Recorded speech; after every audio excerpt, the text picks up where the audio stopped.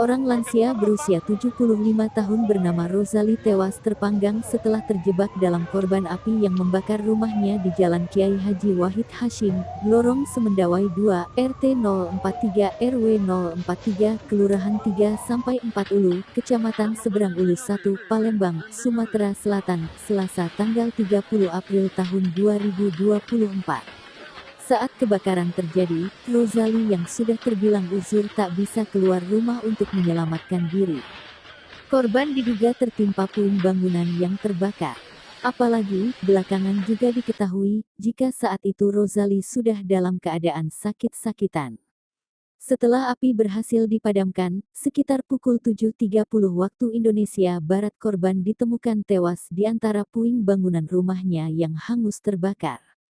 Rozali akhirnya berhasil dievakuasi PBK dan Inafis Polrestabes Palembang dan langsung membawanya ke RS Bari Palembang.